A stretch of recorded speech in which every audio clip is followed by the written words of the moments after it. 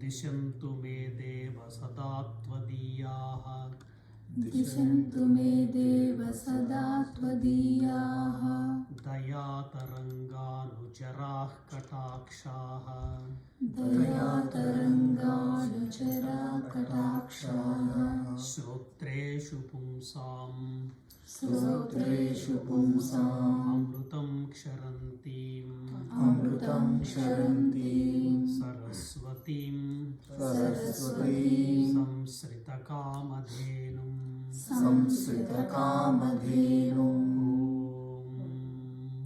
ॐ भद्रं कर्णेभिः भद्रं कर्णेभिः शृणुयाम देवाः शृणुयाम देवाः भद्रं पश्येम भद्रं पश्येम अक्षभिर्यजत्राः अक्षभिर्यजत्राः स्थिरैरङ्गैः स्थिरैरङ्गैः तुष्टुवागुंसस्तनूभिः दुष्टुवागुंसस्तनूभिः व्यसेम देवहितं यदायुः व्यसेम देवहितं यदायुः ॐ शान्ति शान्ति शान्तिः ॐ शान्ति शान्ति शान्तिः गुरुभ्यो नमः हरिः ॐ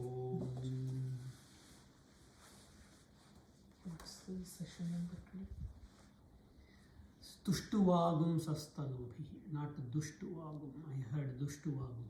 This tushtuwagum. Tushtuva means yeah. So we're talking about lots of stories, trying to get some ideas in. If you have any questions, if you are contemplating about those, you should ask those in the question and answer sessions, right? Come this side. So face towards me. So are you contemplating some of these ideas, stories, or things, any discussions coming up, maybe within friends, maybe with family members? Is it happening occasionally? Yeah, it is. I think that is the idea. Yeah, it is happening. So that's the idea. Only when you do that, then you will be applying some of these things. There are so many things that we are talking. I can come back to the same story again and again and teach the same things again and again until it is completely memorized and it is driven into. Or I can make it really interesting by telling lots and lots of stories. So thereby I'm putting all the seeds in, but it is up to you to bring these discussions up. Maybe parents can bring the discussion up, or you can ask the questions to parents, or when a situation arises, how you apply this knowledge. So that is very important.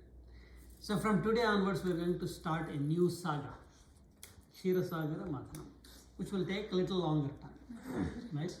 So the story all begins when Durvasa, sage Durvasa, went to heaven, Swargam. And there, who is in Swargam? Anybody know? Nidhimadina, who is in Swargam? Who rules Swargam or heaven? Indra, right? Yeah. So all the devas are there in Swargam. And anybody know what is the vehicle of Indra? Vahanam, Airavatam, yes. So Indra was going on Airavatam and everybody is celebrating. He had some kind of a great victory at some point of time. So Durvasa came and he wanted to appreciate him. So he had a beautiful garland and gave the garland to Indra. Indra received it gracefully, and then he thought, this is just a garland, I have so much wealth. And he threw that garland on the Airavatam. Airavatam is like a big elephant. And when this fragrant garland was thrown on Airavatam, some wasps, they are going around making sound. Have you ever heard the wasp like going by your ear? Yeah, it kind of makes irritating sound, right? So Airavatam got irritated and pulled the garland and threw it on the floor and trampled on it and just moved on. Then Durvasa became very angry and he walked away very quickly because he's very upset. A lot of people portray the Durvasa as a sage who had anger management issues. So he could not control his anger. He really viciously curses everybody. But how can somebody who cannot maintain their anger or control their anger be a sage, and that too a great sage, right? But Durvasa earned that reputation because people misunderstand the stories. So when Durvasa went away, who is he angry at? On Airavatam or on Indra? Airavatam. Why? Because Airavatam was the one who... Went through it, but who is the one that handled this garland gift so carelessly? Indra. Throwing it, Indra basically. Airavatam is still an animal, right? So you cannot expect a lot of respect from an animal. It's the Indra that actually threw it on Airavatam. So in the story, Airavatam is, we see it as an animal, okay. But when that happened, then when Durvasa got angry and went away, he did not utter a reprecation or a curse or anything, or maybe he did, but eventually because of that, Indra lost all his wealth. And suddenly all the Asuras started and beating the Devas, all the followers of Indra, beating them down. So when Asuras came to beat, these people were not able to get up at all. So Asuras would come, attack, beat them down, they fall down, but nobody is getting up. But we know Asuras have a power. Sukracharya gave them some power. What is it called? Do you remember? Sanjeevani, right? Mrita Sanjeevani. Then they wake up, they come back up. But they don't have that type of a power. Devas do not have Sanjeevani. So therefore, when they were beaten down and they were killed, they were not raising back, they were not coming back up. So it's a huge problem. So they went to Lord Brahma asking that, Asuras have completely ran over Swarga. And they can even run over Brahmalokam also. So they went and prayed and please give us a recourse. How can we get out of this situation? And then Brahma said, okay, we will pray to Lord Narayana. And they prayed to Lord Narayana and they took Bhava, Lord Bhava, who is Lord Bhava? Anybody know? Lord Bhava is name of Lord Shiva. So they put Lord Bhava in front of them and prayed to Lord Narayana. Then he said, you need immortality. So what did he say? Because they have Sanjeevani, you need to tackle that. So you need the nectar of immortality or the elixir of immortality. And how to get it? Then he gave the plan of how to churn the ocean and all that. So we'll come to that plan in a little bit. One clarification you probably need to give is, how did Durvasa's anger act on Indra? How did it act? Like a curse or? No. When Durvasa got angry, Indra, the repercussion of disrespecting Durvasa is what we're missing. Yeah, I of course. heard in a story that the mala was basically all the wealth. So all that wealth that just went to the ground and trampled down, that means he's going to lose it.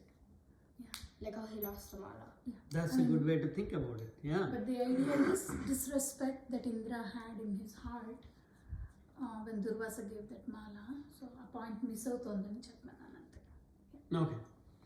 So now let's look at this story. Of course, Indra's disrespect to a sage is the problem. But Durvasa had earned the reputation that he had anger management problems. So how does that happen? Like if somebody who has anger management problems, how can they be a sage? So that's what we're going to look at. It's not true that he had anger management problems. But how did Durvasa get his name? Durvasa means one who wears tattered clothes. So somebody who wears a ripped jeans are not a Durvasa. You might be going in an airport and you might find a lady wearing ripped jeans. She is not Durvasini or Durvasa, right? But tattered clothes also mean worn out clothes, and there is a rip in the clothes also. And this is where we have to understand what Durvasa represents. Durvasa represents a reality that can occur to anybody and everybody. Typically, in clothes, symbolically, cloth represents what we call a Maya. You heard the word Maya? A lot of people you heard the word Maya, right? Do you know, anybody knows what Maya is? An illusion? An illusion, yeah, that's what most people think, like maybe a vision illusion, like when you go to a magic show and they will sleight of hand trick, they show something and you see, wow, the pigeon was not there, now it showed up, right? But that is not that kind of illusion. Maya is great power which runs this entire universe. So Maya is something that sets things into motion. Like, for example, there was a bad incident that occurred in India, right? Some people that saw the visuals of it rejoiced, celebrated, and were happy. Some people who saw that incident became very sad. Some people who saw the incident, they ignored and they walked away. So what is happening? In some people's minds, it created a dark emotion, bad emotion. Some people's mind, joy. Some people ignored it. So there is something that is happening out. There is something that is happening in. So something happening out is something set into motion. Something happening inside is something set into motion inside. Like, for example, I'm asleep. Somebody came and showed hands and everything. Can I tell what it is when I wake up? No, why not? Because although the changes happened in front of me, my mind did not change accordingly. Only when it changes accordingly, then you can perceive those things. So this one that sets everything into motion is Maya. So there is huge Maya that is in this world, and there is Maya inside us. So Maya is the power of Vishnu to set everything into motion. And Maya is also power of Vishnu that changes everything inside us according to whatever is happening outside. If you don't respond to it, then the change did not occur to you. If somebody shows a red light, red flash or red object, somebody sees it and say, this is red. But if you show that to a colorblind person, what would they say? Gray, right? Why? Because their mind did not assume the shape of or the color of redness. Their mind assumed the color of gray. So this is Maya. And we create so much Maya. I told before that we create so much of illusion to ourselves. Can you tell some of the illusions that we create to ourselves? A lot of teenagers, they create an illusion that they are not good. Maybe they are not good looking, or maybe they are not good enough. This is an illusion that people are setting for themselves. But when you set the illusion, what happens? People do act that way, right? If you set yourself that, no, I always fail, I don't do good, I'm not good, then what happens? You will fail. If you think that you're a failure, you will become a failure. If you're afraid of something all the time, you attract those bad things to us. So this is how we create illusions for ourselves. But what we are actually doing is we are setting our mind into a certain type of motion. But sometimes whatever illusions that we have created, they can tear.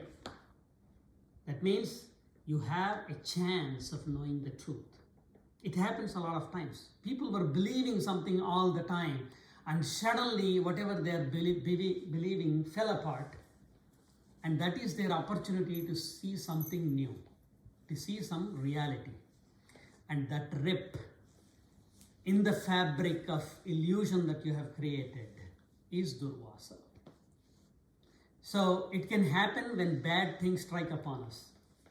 I was under an illusion that I'm a very good student. I don't have to study at all.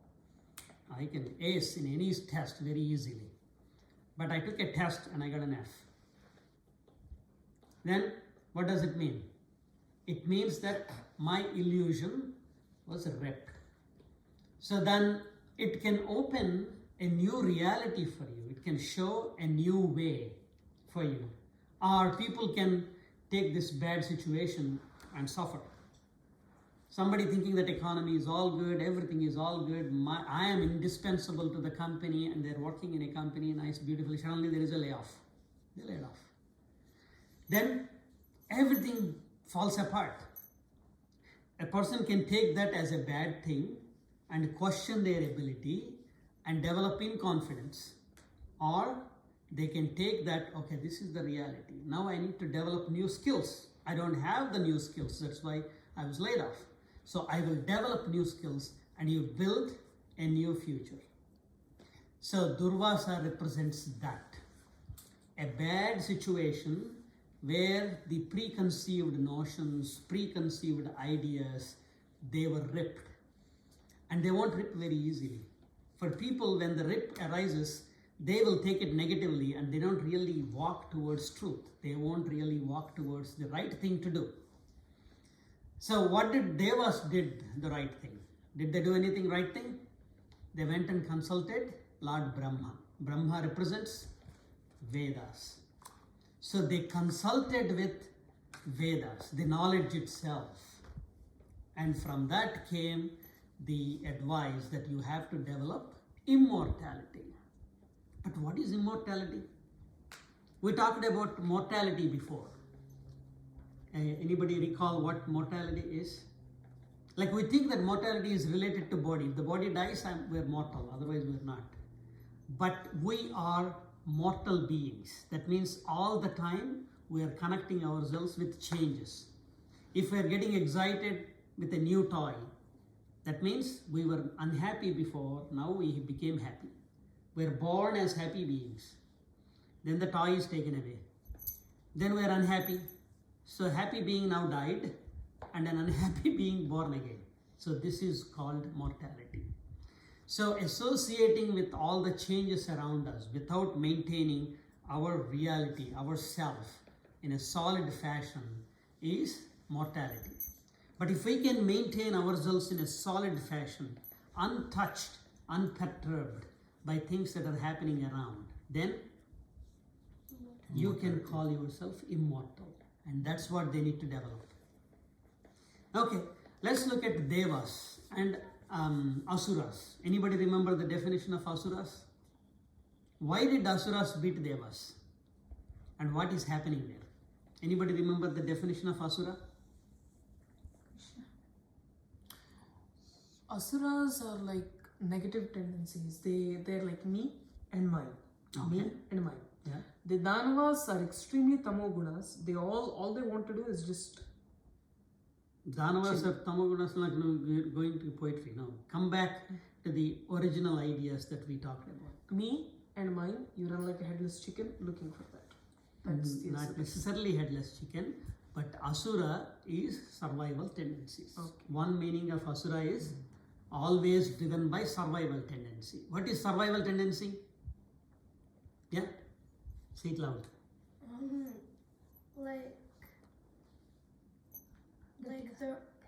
Like they're always running on like, oh, I have to survive.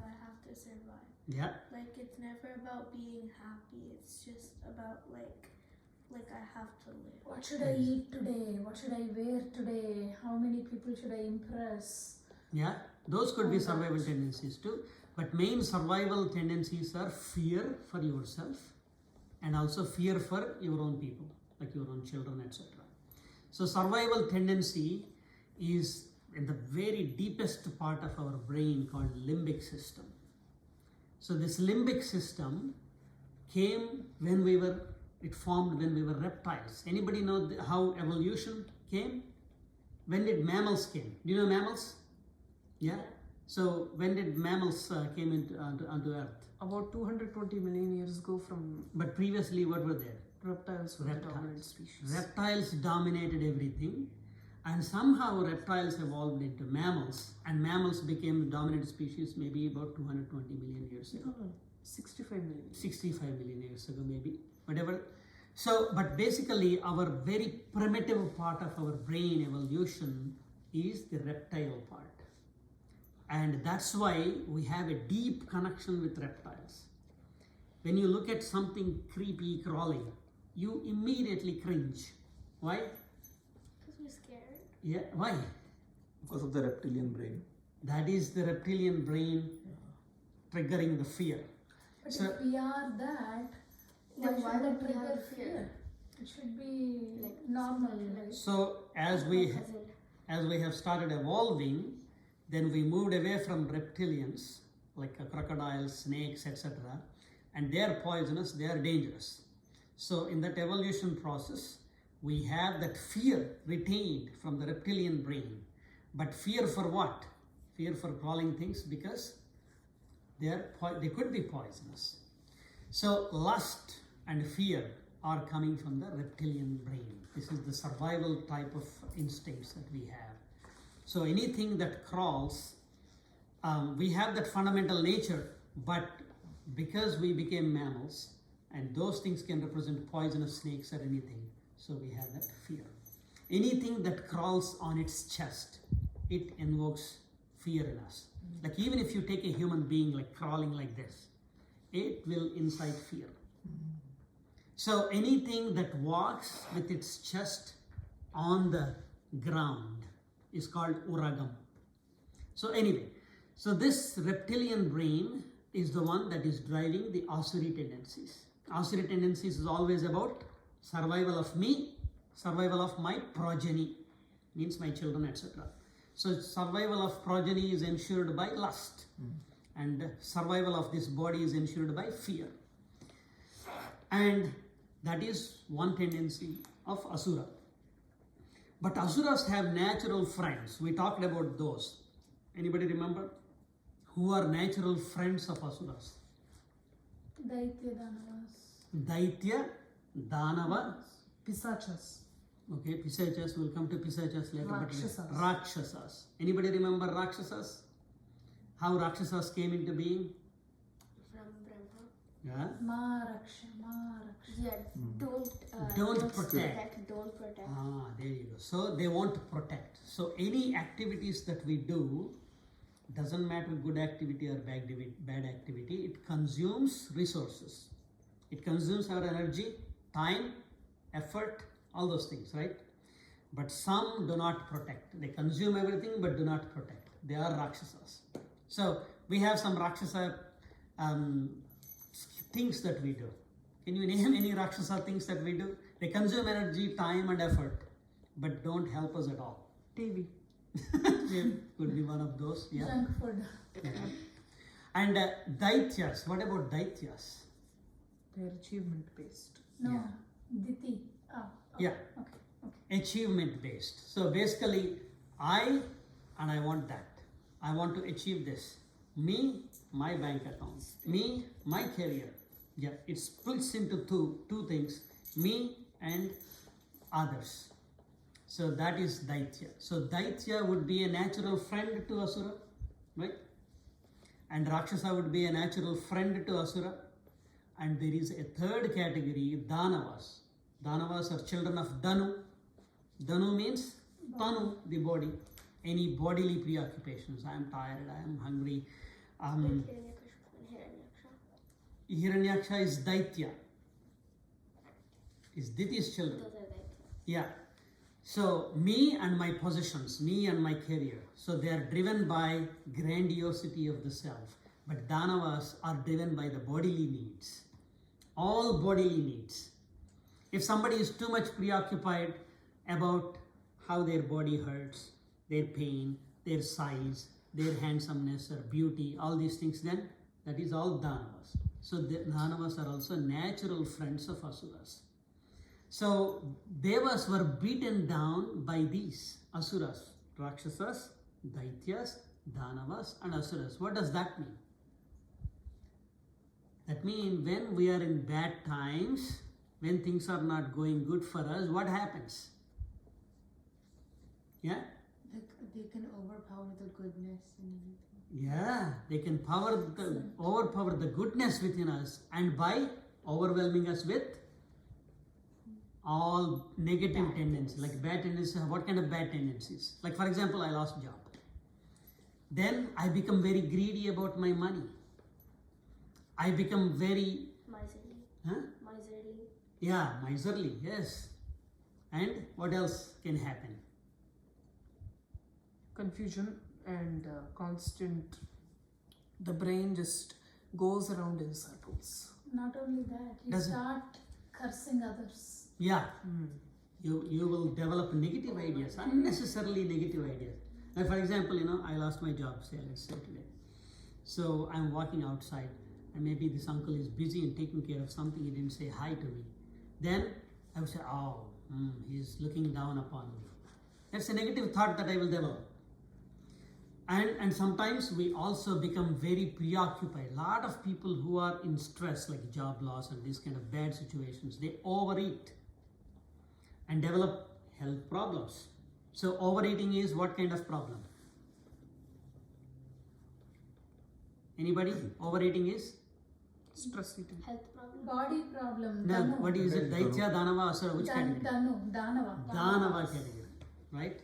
And becoming very, Gluttonous. gluttonous is Danava problem. Sluggish and sleepy, lazy. Miserly. Like me. Miserly is Daitya problem. That's a Daitya. Daitya problem. And wasting time sitting in the couch and eating potatoes with potato chips and watching TV, that is Rakshasa problem. And becoming overly negative and overly protective of the self or egoistic is Asura problem. So all these problems can come up. So together they are called Asuras. So when a Durvasa shows up, what is it supposed to present to us?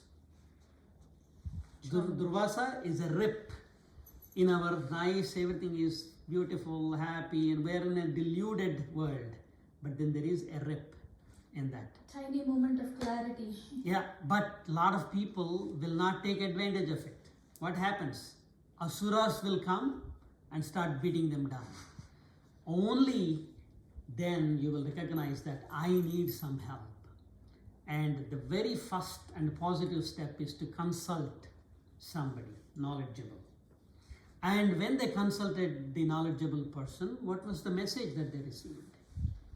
You need to become immortal. You need to become free from these mortal properties. What are these mortal properties? My body, my Like all Asura, Daitya, Rakshasa. Danava, They all relate to mortal properties. But what is primarily the mortal property? Getting entangled with things that are happening outside. If you are entangled with things that are happening outside, then you are a mortal. Maya. When you free yourself from that, regardless of what happens outside, you have a clear vision, you have a clear thought, you know how to act clearly, then that is immortality. And how do you get that? How can anybody simply get that? That type of stability, like Agastya type of stability? You need a lot of practice. What kind of practice do you need? That is Kshirosagar Mathan.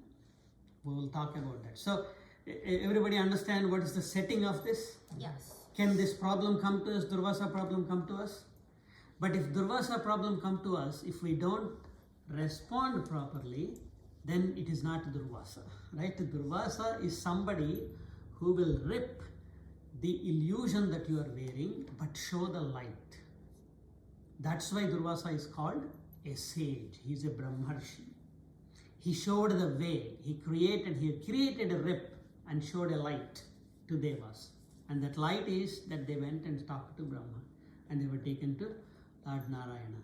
And they kept Bhava in front of them. This is very important, remember that. Bhava is Shiva's another name. We'll talk about that in the next session. Okay? So I will ask some questions after we do the concluding one. Okay, say the concluding prayer. Om Sarvesham स्वस्तिर्भवतु सर्वेषां स्वस्तिर्भवतु सर्वेषां शान्तिर्भवतु सर्वेषां शान्तिर्भवतु सर्वेषां पूर्णं भवतु सर्वेषां पूर्णं भवतु सर्वेषां मङ्गलं भवतु सर्वेषां मङ्गलं भवतु ॐ शान्ति शान्ति शान्तिः ॐ शान्ति शान्ति शान्तिः ॐ सर्वं श्रीकृष्णार्पणमस्तु अस्मद्गुरुभ्यो नमः हरिः ॐ